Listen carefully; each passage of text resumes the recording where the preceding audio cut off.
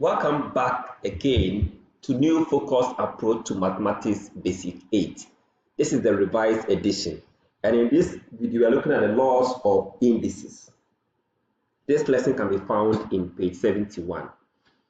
Talk of indices, all we are trying to say is if we have multiples of a particular number by itself, let's say I have 2 times 2 times 2, I can write this as 2 to the power 3. That is 2 to an exponent of 3. In indices, we call this whole thing power. Okay, and the result here will be just 8. Okay, now the number here is called base, and the up number here is the index or exponents. Okay, exponent. So that is what we are going to look at. So we are going to be playing along with this kind of work, right? So again, if I have 5 and then raised to an exponent of 4, I can call this as my base, and this is the index again, or exponent. Exponent. Now, when we have plural form of index, we call it indices. Good. So now let's take the laws of indices. Let's say I have 3 to the exponent of 4 and times 3 to the exponent of 5. What it means is that the 3 to the exponent of 4 simply means I'm multiplying 3 4 times. And so 3 times 3 times 3 times 3 4 times. Then times another 3 times 3 times 3 also 5 times. When I put all of them together, I'm going to have 3 to the power 9 because there are 1, 2, 3, 4, 5, 6, 7, 8, 9 of the 3. So I can write it like the 3 exponent 9. Now, what it means also is that if I have 3 exponent 4 times 3 exponent 5, instead of writing them one after the other like the repeated multiplication, you can just write 3 exponent 5, 4 plus 5, which will still give you the 9. And so with this, we can come out with a law and say that, okay, anytime I have a number to an exponent times the same number to a different exponent, I can just write one of the numbers and then add the exponents. Example can be, say I have 3 to the power 2 times 3 to the power 3, or 3 exponent 2 times 3 exponent 3. I can easily write 3 exponent 2 plus 3, which will give me 3 exponent 5. As simple as that. That is the first law of indices. Or I have 5 exponent 4 times 5 exponent negative 2. I just write 5 exponent 4 plus negative 2, which of course I can add the exponent and have 5 exponent 2. It makes it very simple, right? Okay, let's do the second law. Now, before the second law comes, there's a warning here. You see, when we have 5 exponent 2 times 5 exponent 4, we say this will give us 5 exponent 6. But when there is plus here, it means you can't apply the principle and say this is going to be equal to 5 exponent 6. When there is plus here, the law does not work. It's a warning. Don't make this mistake. Then law number 2, we call it the quotient law. The quotient law also says that, okay, it's directly opposite. If I'm dividing two numbers with different exponents and the bases are the same, I could just subtract the exponent and get the result. For example, if I say 3 exponent 4 divided by 3 exponent 3, I'm going to write 3 exponent 4 minus 3, which of course will give me 3 exponent 1. But the number to an exponent of 1 is the same as the number, so we keep it like that.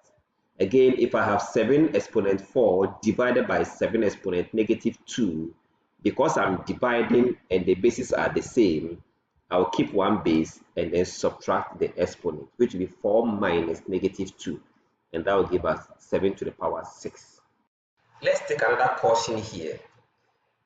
When we are doing subtraction, let's say you have 5 exponent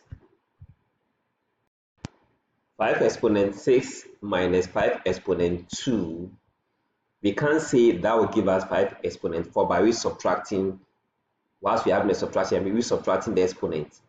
So far as this is not division, okay, if it is division, then perfect. If it's not, then we don't do subtraction. Nothing can be done if it is minus. Okay, now let's take law number 3. Law number 3 says that, let's say I have a number, okay, to an exponent already, then all together has another exponent. What we are saying is that we just have to pick the number and multiply the exponent, and that becomes the answer. For example, if I have 7 exponent 3 all to the power 4, then we can just write 7 exponent 4 times 3, and that will give us 7 exponent 12. Finally, if we have, let's say, x exponent 5 all to the exponent of 3, we can easily write x exponent 5 times 3, which will give us x exponent 15.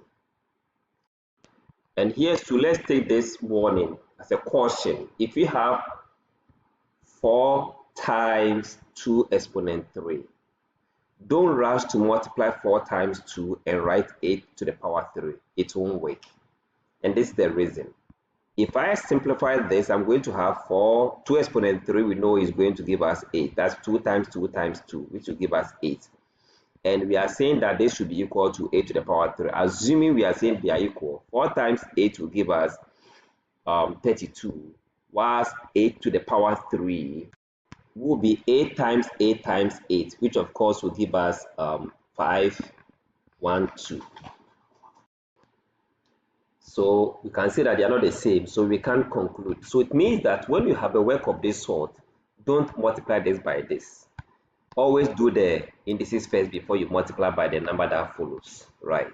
So be careful with that. Now let's look at other laws or properties that works with indices. There's a law we call power of a product rule. What it means is that it's very close to that of the third law of indices.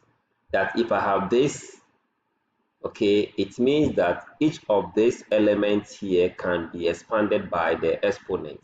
So that if I have maybe 5 times maybe x to the power 2, it means I will have 5 squared times s squared. Each of them will take the exponent.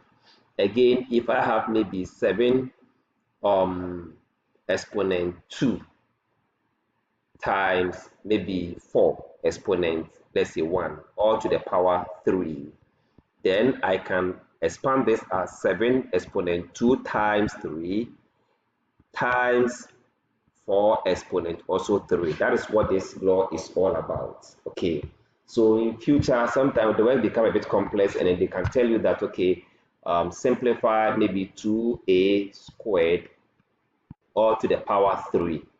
This simply means you're going to get 2 to the power 3, then a to the power 6. So this is how it's going to look like.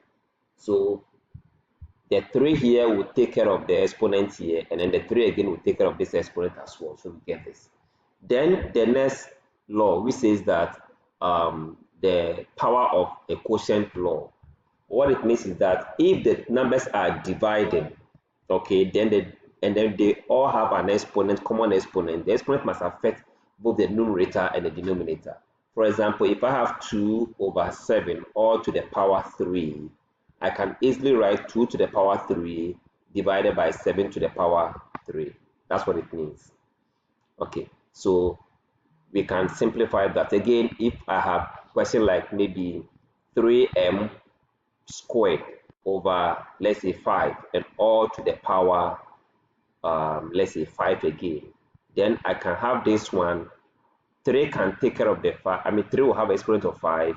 M will have an exponent of 10 because the 2 is there already. All divided by 5 also have an exponent of 5. Then we simplify it from there. Good. Let's take another one. We have what we call zero power law. Zero power law. And this, what it means that every non-zero number raised to the power 0 is 1. So if I have 5 raised to the power 0 is just 1. If I have negative 21 raised to the power 0, I'll just write 1. If I have x plus 7 raised to the power 0, I can easily write 1. That is what it means. Now let's take the last one. The last one is called the negative power law. Negative power law. If you have a number raised to the power negative exponent. It simply means a reciprocal of the number to the exponent of the n positive. So if I have 2 to the power negative 3, I can easily write 1 over 2 to the power 3. I hope it makes sense. If I have, let's say, 17 raised to the power negative 4, it simply means 1 over 17 raised to the power positive 4. That is what this law also is about. Okay, so I'm sure you've now gotten the fair idea about indices and then their laws and properties. In our next video, we are going to look at how we can apply them in solving questions. Thanks so much for watching.